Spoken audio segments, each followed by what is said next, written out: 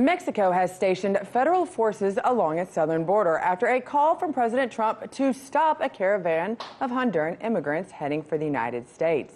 The Mexican government says it will not allow any of the nearly 2,000 immigrants in the caravan to cross into Mexico without proper documentation. In a series of tweets, Trump threatened to cut aid to countries such as Guatemala, Honduras, and El Salvador, even going as far to say he will shut down the southern border. You know, that place where the wall is supposed to be, I think. The caravan is made up of mostly of people fleeing violence and repression or just searching for jobs. Secretary of State Mike Pompeo will visit Mexico City on Friday to meet with outgoing President Enrique Peña Nieto.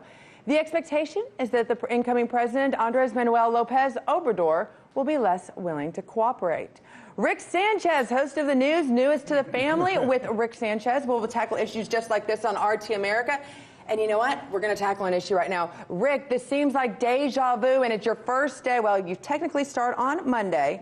This seems like deja vu. Have we heard this story before? Let me just say how excited I am to be here. Good, I'm glad you are. And you know, I seem to suddenly and always be in the clutches of Southern women. I don't know what it is. It's a good thing. Maybe it has to do with the fact that I married a Georgia gal, right? Because you're a smart man. That's what every Southern woman tells her husband every day, that we can remind them. Okay, so Rick, you're here. We're going to tackle very controversial issues like this. You've never been afraid of controversy, of attacking them, and you put it on your very famous list all the time. Yeah, well, you know, this is a great topic, and I think what we do here, and what I want to do here, and what I believe you and I will do here, working at this journalistic establishment that allows us to do everything possible to try and find the facts of the story, the background of the story, the perspective of the story, so that we can properly analyze it, has to do with the fact that sometimes all governments, not just the U.S. government, and this is not a criticism, for example, of the Trump administration. It's a criticism of the United States in general when we create policies that then have a backlash, which then has us reaping sort of what we sow. And by that, I mean, look at NAFTA.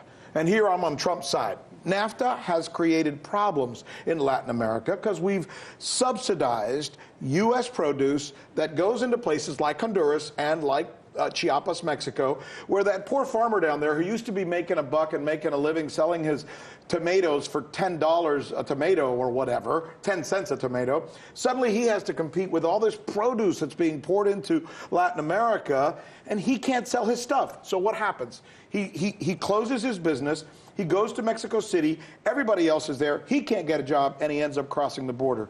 So sometimes I think that we need to be more forward-thinking as a country and try and create policies that won't necessitate us having to put stopgap measures later on to stop the migration. Rick, I've got to interject here, though, because basically this is a version of trickle down. We deserve this kind of the effect that we're having right now. But how about the reverse about it? What about the American worker who cannot compete with the product being produced in South America that does not have the government regulations, that does not have EPA and the unions going on it? So right now what we've seen is this backlash of American workers who can't compete with this labor force that has come across that necessarily sends their money back down south. Well, we're talking apples and oranges here. Well, because what the labor force has done for America is it's created a better economy. There's no question about that. The average immigrant who arrives to the United States tends to start a business at twice the rate of regular Americans. The average immigrant who comes to the United States... But they're also putting out American businesses. I mean, you go into you're absolutely right. Okay. No, you're absolutely right. If your point is that what NAFTA has done is it's created an environment in places like Mexico where American businessmen send stuff to be made cheaply, so we don't make it here, you're absolutely 100% right. The other point, though, is that before we poo-poo all the fact that we have all these migrants coming over to the United States... And that's not a bad thing. I think migrants that want to come and work are an amazing thing. National security issues, I think, where people go. Sure, nobody in the world would say we should let everybody in. I mean, you got to be an idiot to be an open border. Well, even Mexico is stepping up right now, and they're shutting down their southern border. They want to make sure people who come across are truly there to do good and join into the community. And you do wonder, don't you, whether what they're doing is, and now this takes us, this is interesting and ironic, isn't it? This takes us back to our NAFTA conversation you and I had a moment ago. Suddenly you have Peña Nieto doing everything possible to probably appease the U.S., the White House, so that they can hold on to that NAFTA policy agreement that they have, because to them, that's all that really matters.